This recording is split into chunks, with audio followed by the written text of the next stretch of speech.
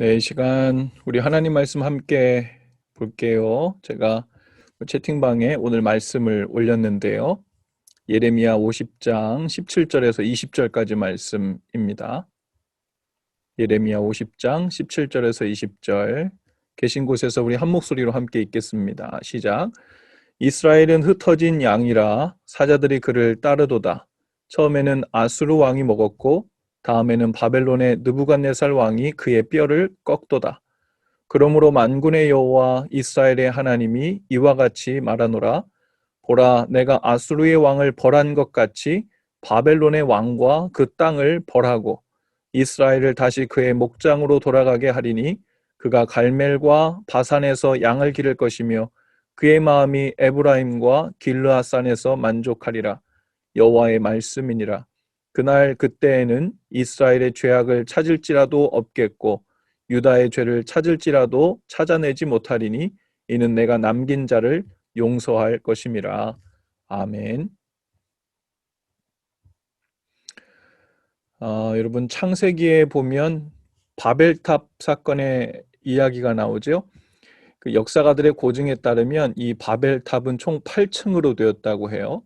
가로 90m, 세로 90m, 또 높이가 90m 정도의 규모였다고 합니다.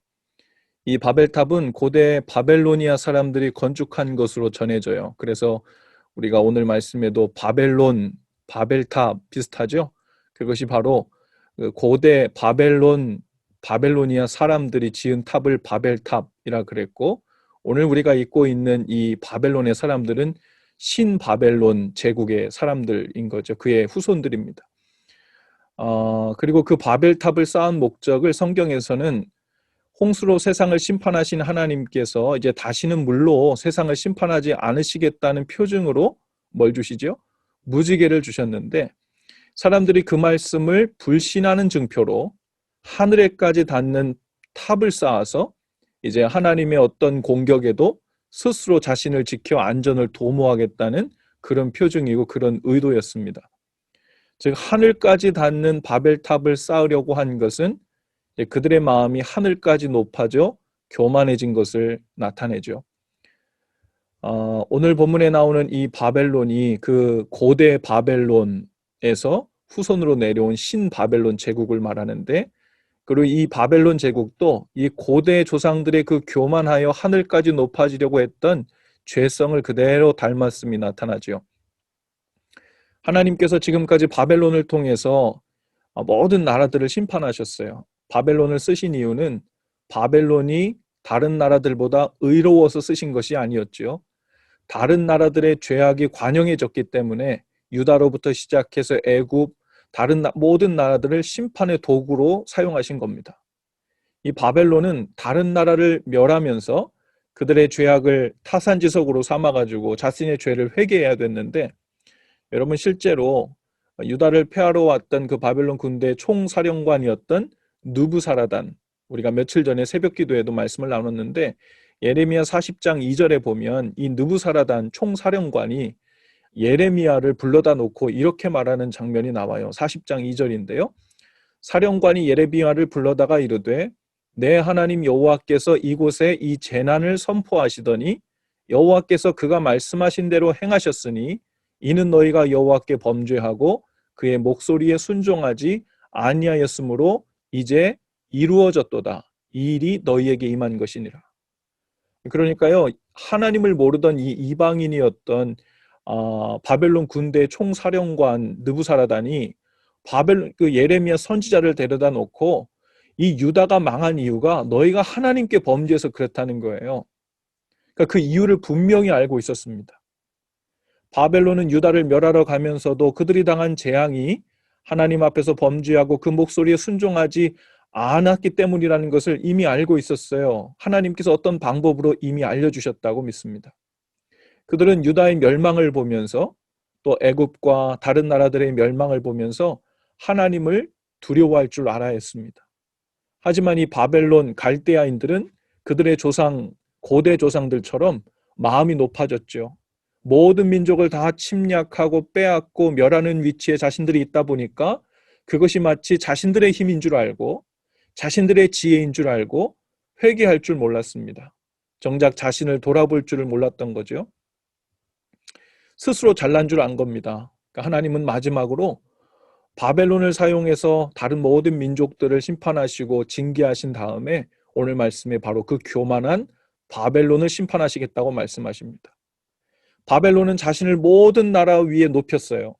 하나님이 그 바벨론의 수호신 벨과 마둑 신을 타격하시겠다고 말씀하십니다. 마치 그 예전에 바벨탑을 무너뜨려서 그들의 문명을 초토화시켰던 것처럼 그렇게 이제 신바벨론의 신들을 심판하시겠다고 말씀하십니다. 오늘 우리들도 물질적인 바벨탑을 이 현지에서 쌓고 있어요. 하나님의 약속의 말씀보다, 하나님의 지켜주시겠다는 약속보다, 아까 우리 전도사님 말씀하신 것처럼 추수감사주의를 이틀 앞두고 있는데, 추수감사하는 이유는요, 하나님께서 우리를 입히시고 먹이시고 보호하여 주시겠다는 그 약속의 말씀을 믿고, 그 약속의 말씀을 믿고 살았더니 하나님의 보호하심 가운데 은혜로 살았다. 그것에 대한 감사거든요. 하나님의 약속의 말씀보다 돈과 안정적인 그 경제를 선점해 두는 것을 선호하는 우리의 마음이 바로 신바벨탑을 쌓고 있는 거죠. 또 지적인 교만의 바벨탑도 쌓습니다. 아무리 하나님의 말씀이 있어도 내 판단과 내 가치관과 내 기준에 맞지 않으면 받아들이지 않으려는 마음. 하나님의 말씀보다 내가 더 높아진 마음이죠. 기본적으로 나의 생각을 높이고 그것을 넘는 것만을 받아들이겠다는 태도. 그것이 바로 이 지식의 바벨탑을 쌓는 거죠. 많은 그리스도인들의 꿈이 마치 세상에서 존경받고 영향력 있는 사람이 되어 하나님의 영광을 돌리겠다고 이야기하지만 많은 사람들이 하나님의 영광보다 실은 나의 성공과 나의 영광을 바벨탑처럼 먼저 쌓으려고 하는 것을 보게 됩니다. 그것은 사실상 나의 영광이 우선이고 하나님의 영광은 그 다음에 들리겠다는 말과도 같은 말이에요. 하나님은 하나님 없는 영광을 심판하시는 겁니다.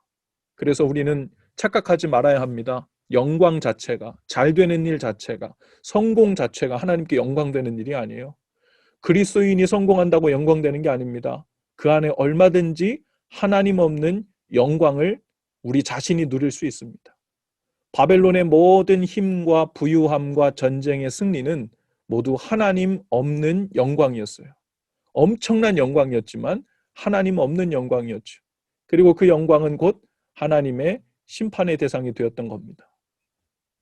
오늘 어쩌면 우리도 바벨론처럼 가는 곳마다 일이 잘 되고 여러 경쟁에서 이기고 승리하는 것을 혹은 큰 문제 없이 살아가고 있는 것을 마치 하나님을 향한 우리의 믿음과 태도가 좋기 때문이라고 혹은 충분히 선하기 때문이라고 착각할 수 있어요. 그 잘 되는 일들 안에서 우리는 하나님을 대적하며 바벨탑이라는 나의 왕국을 건선 중일 수도 있어요. 하나님 없이 높이 쌓은 탑은 높을수록 그 무너짐도 심하죠. 한 선교사님께서 해외에 나가 선교를 하시는 도중에 선교의 가장 큰 장애물은 다름 아닌 자꾸만 자기 자신을 높이려 하고 자꾸만 교만해져서 다른 사람들의 말을 듣지 않으려 하고 자신의 선교 방식만을 옳다고 고집하고 있는 자기 자신이 가장 큰 문제인 것을, 가장 큰 장애물인 것을 알게 되었대요. 그래서 복음을 전하러 간 그 선교지에서 그 선교사님은 하나님의 위대하고 거룩한 일을 한다고 하면서도 실은 그 속에서 자신의 높이는 바벨탑을 쌓고 있다는 것을 깨달은 겁니다. 그래서 그 선교사님이 이렇게 기도를 올려드렸다고 해요. 그 짤막한 기도문 중에 한 일부를 여러분에게 읽어드리겠습니다. 하나님, 저는 비록 위대한 선교사들처럼 육체적인 순교를 하는 것도 아니고 기독교 박해가 있는 나라에서 사는 것은 더더욱 아닙니다. 하지만 당장 내일 죽을지도 모른다는 마음가짐으로 오늘을 살게 해 주십시오. 더 낮은 자리로 내려갈 수 있는 용기를 주시고 필요하다면 지금 가진 것을 버릴 수 있는 결단력도 주십시오. 무엇보다 예수님 한 분만으로 만족하는 사람이 될 수 있기를 원합니다. 오늘 우리 삶의 가장 큰 불행은 내가 스스로 높아지려고 하는 그 바벨탑을 쌓는 과정에서 일어나고 있는 것임을 알아야 합니다. 여러분, 우리 모든 관계 속에서도 문제가 계속 일어나는 데는 언제냐면 내가 옳다고, 내 생각이 틀림없다고 나 자신을 높일 때 관계들의 문제가 생겨나기 시작하고요. 오해가 생겨나기 시작하고요. 그리고 그 겸손함이 사라질 때 그 안에 큰 어려움들이 생겨나는 것을 보게 돼요. 사람과 사람의 관계는 모든 관계에서 그런 일들이 일어나죠. 부부 관계도 마찬가지고 부모와 자녀 간의 관계도 마찬가지고 우리 교회에서 형제 자매들과의 관계도 마찬가지이고요. 직장에서도 마찬가지입니다. 하나님 앞에서 어쩌면 하나님의 이름을 붙들고 나가고 있기 때문에, 또 하나님의 일을 하기 때문에 어쩌면 그 바벨론 나라도요, 하나님께서 보내신 도구로 쓰임받고 있다는 것 때문에 자신들이 하나님 편이고 하나님이 우리 편을 듣고 있다고 착각했을지 몰라요. 그런데 그들은 하나님을 대적하고 있으면서 스스로 바벨탑을 쌓고 있는 중에도 하나님의 도구로 쓰임을 받았던 겁니다. 하지만 그것이 그냥 가지 않아요. 마지막이 되면 그것에 대한 이제 결산을 할 때가 오지요. 오늘 우리의 자신을 잘 돌아볼 수 있기를 바랍니다. 오늘 우리 주위가 내 삶의 정황이 그저 잘 돌아가고 있는가, 하나님께 쓰임받고 있는가, 도구가 되고 있는가, 그것이 아니라 하나님께서 정말 원하시는 하나님을 내 삶의 중심에 놓고 주인에 놓고 높이는 삶이 우리 삶의 중심에 있는지, 아니면 여전히 잘 되고 또 영광을 구하긴 하는데 우리 자신이 바벨탑을 쌓고 있는 중심에 있지는 않은지 돌아볼 수 있기를 바랍니다. 아까 우리 함께 찬양했던 중에 Born Again이라는 찬양이 있어요. 마지막 불렀던 찬양인데 Born Again은 거듭난다는 거잖아요. 거듭난다는 건 뭘까요? 다시 태어난다는 거. 여러분, 거듭난다는 것은 to what? 어디로 어떻게 거듭난다는 걸까요?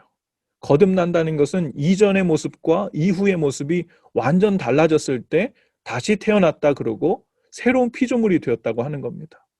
바로 그 새로운 피조물이 되었다는 말의 중심 의미는 이전에 거듭나기 전에는 내가 주인 되어 높아지는 삶을 살다가 이제 거듭난 후에는 내 안에 계신 주님을 높이는 삶으로 새롭게 되었다. 새로운 피조물이 되었다. 거듭나게 되었다는 말이거든요. 이제 주인공이 바뀌는 거예요. 그 주인공이 바뀔 때 하나님의 자리를 찾아드리고 나는 나의 자리를 찾는 것. 여러분, 그것이 하나님을 하나님 되시게, 그리고 피조물인 우리가 참된 창조된 모습대로 행복한 자리를 찾는 거죠. 오늘 가사에 보면 너희가 나를 택한 것이 아니요 내가 너희를 택하여 세웠나니 오직 내 속에 오직 내 안에 그리스도가 사네. 오늘 이 고백이 저와 여러분의 삶의 고백이요 우리의 기도가 될 수 있기를 바랍니다. 우리 전도사님 이 찬양 함께 하시고 기도 인도해 주시겠습니다. 우리 삶의 주인이 되신 주님, 바벨론처럼 크게 쓰임받고 주님께 가까이 붙어 있는 것 같은 느낌으로 우리의 만족을 삼지 않게 하시고 우리 마음속에 온갖 종류의 바벨론 탑을 깨뜨려 겸손히 낮아져 주님께서 우리 안에서 일하시고 말씀하시고 영광 받으시는 주님의 그 길을 예비하고 또 넓히는 귀한 삶이 되도록 지혜롭게 하시고 성령님 깨닫게 하시고 그 모든 여정에 동행하여 주옵소서. 주님 곁에 있는 듯 하지만 교만의 길, 멸망의 길이 아니라 생명의 길이요 참된 진리의 길로 행하는 저희들 다 되도록 인도하여 주시고 그 일로 말미암아 오늘 우리의 삶이 맞닿아 있는 모든 삶의 지경에서 오직 주께서만 영광 받으시며 주께서 기뻐하시는 생명의 일들이 풍성하도록 주님 우리를 붙들어 주옵소서. 어려운 시절을 삽니다. 혼란스러운 시절을 삽니다. 무엇이 옳은지 혼란스러울 때도 참 많지만 진리의 성령님 우리 속에서 우리를 가르치시고 초점을 잃지 않도록 인도하시고 절제와 겸손으로 주님을 온전히 따라가는 일에 힘쓰게 하여 주옵소서. 오늘도 참여한 모든 성도들의 저들의 삶과 가정에 주님 돌보시는 성령으로 붙들어 주옵소서. 예수님의 이름으로 기도하옵나이다. 아멘.